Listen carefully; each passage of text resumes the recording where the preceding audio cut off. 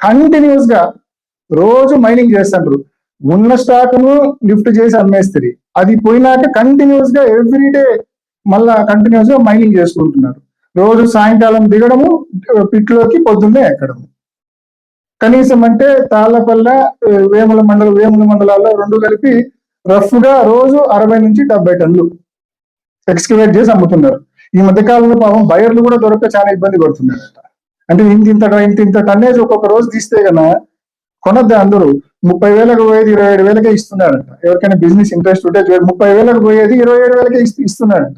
అంటే ఆ స్థాయికి ఒక్క పర్మిట్ లేదు,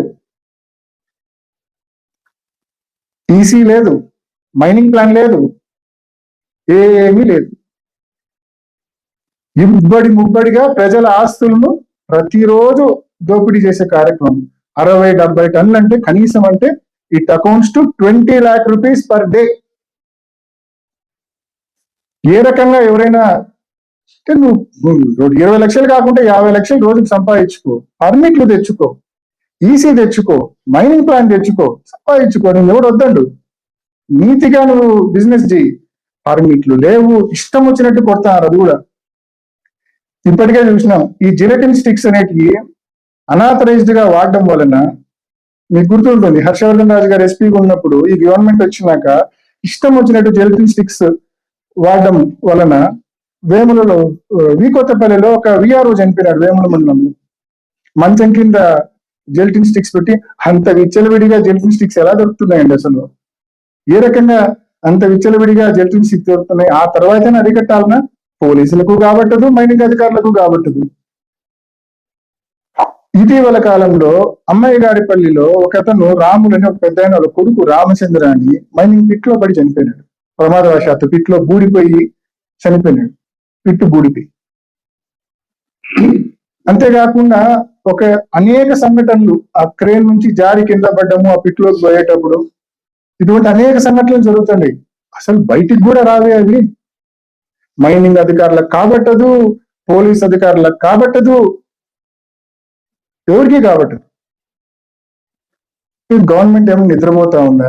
కలెక్టర్ గారి దృష్టికి ఎన్నోసార్లు తీసుకొని పోయినాము, చెప్తా ఉన్నాం. రాబోయే రోజుల్లో ఖచ్చితంగా మీ అక్రమ మైనింగ్ పైన, అక్రమ ఇసుకే ట్రాన్స్పోర్ట్ పైన తప్పకుండా రాబోయే రోజుల్లో రోడ్డెక్కి నిరసన తెలిపే కార్యక్రమం కూడా చేస్తాం. చూస్తూ ఊరుకునే లేదు. మీరు కావాలంటే పర్మిట్లు తెచ్చుకోండి, హ్యాపీగా చేసుకోండి. పర్మిట్లు లేకుండా ఎవరు సొమ్ము, మీ అబ్బసొమ్మ ఏమన్నది దోచుకోవడానికి ఇష్టం వచ్చినట్టు? పర్మిట్లు తెచ్చుకొని నిజాయితీగా చేసుకోండి. ప్రభుత్వానికి పర్మిట్లు కట్టి 3,000 పెట్టుబడికి టన్నుకు 30,000 ఆదాయం. ప్రజల సొమ్మును ఈ లెవెల్లో కొల్లగొడతారు. కాబట్టే నేను ఆ రోజు కామెంట్స్ చేసిన, ఏమని, బ్యాంకుకి కన్నం వేసినట్టు పులివెందులకే కన్నం వేసి వీళ్ళు డబ్బులు సంపాదిస్తున్నారు. తప్పు ఇది. పర్మిట్లు తెచ్చుకొని వ్యాపారం చేసుకోండి. కాబట్టి ఏం మాట్లాడినా కూడా విత్ కంప్లీట్ ప్రూఫ్స్ మాట్లాడినా అనే విషయాన్ని మరొకసారి మీ అందరికి కూడా నేను తెలియజేస్తా ఉన్నా. ఎలక్షన్ల గురించి మాట్లాడినాడు. నేను చెప్తా ఉన్నా, ఎమ్మెల్సీ ఎలక్షన్లో మనస్ఫూర్తిగా వివేకం పెదనాన్న గెలుపు కోసం నేను ప్రయత్నం చేసిన, నేను పనిచేసిన. 1% కూడా నాలో లోపం లేదు.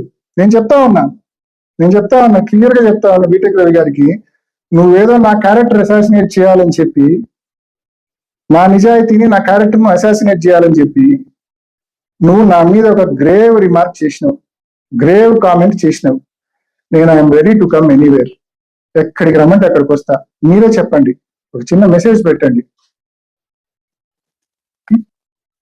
కాణిపాకమైనా ఎక్కడైనా సరే నేను ప్రమాణం చేయడానికి సిద్ధంగా ఉన్నా. నేను మా పెదనాన్న ఎమ్మెల్సీ ఎలక్షన్ల కోసము నేను చిత్తశుద్ధితో నేను పనిచేసిన. ఎటువంటి నష్టం కానీ మోసం కానీ నేను చేయలేదని చెప్పి నేను ఐ కెన్ ప్రామిస్. చేయలేదు, మోసం చేయలేదు, మోసం చేయించలేదు కూడా. I can promise. నీకు నువ్వు వచ్చి చేయగలవా? నేను మోసం చేసిన నువ్వు చెప్పగలవా? వచ్చి ప్రామిస్ చేయగలవా? 2. ఇంకోటి ఏదో బీజేపీలోకి పోతాను ఇంకో మాట మాట్లాడినాడు. అసలు బుద్ధుందా నీకేమన్నా? పులివెందుల ప్రజలు కడప జిల్లా ప్రజలు నన్ను నేల నుంచి చూస్తున్నారు. నా కాండక్ట్ ఏమో తెలుసు, నా కాండక్ట్ ఏమిటో తెలుసు, బాగా తెలుసు అందరికీ. నా కాంటాక్ట్ ఏంటంటే ఏ రోజు నా వల్ల జగనన్న చెడ్డ పేరు రాకూడదు, మనకు చేతనైనంత జిల్లాలో కార్యకర్తలకు ప్రజలకు మనం అందుబాటులో ఉండి పని చేయాలి, ఎక్కడే కానీ కాంట్రవర్సీలోకి పోకూడదు. ఇది నా కాంటాక్ట్, ఇది నా. కానీ మీరు రోజుకు నా మనని నన్ను ఉండేది రోజు నోటికి వచ్చినట్టు విమర్శిస్తా అంటారు. ఏదైనా బేస్ ఉండాలి కదా, అంటే సరిపోతుందా? సో పెదనాన్న విషయంలో కూడా, పెదనాన్న కేసు విషయంలో కూడా సేమ్ ఛాలెంజ్. మీరు ఏ ప్రాణిపాకంకి రమ్మన్నా వస్తా, ఎక్కడైనా చర్చికి రమ్మన్నా వస్తా, ఎక్కడైనా మసీదుకి రమ్మన్నా వస్తా. జస్ట్ దీని మీద మళ్ళా ఊరికే మీరు మీడియాలో పెద్ద దాన్ని హంగామా చేసి మా కార్యకర్తలు వచ్చి మీరు కార్యకర్తలు పిలుచుకోవచ్చి ఊరికి హంగామా చేయొద్దు. నిజాయితీగా చేద్దాం.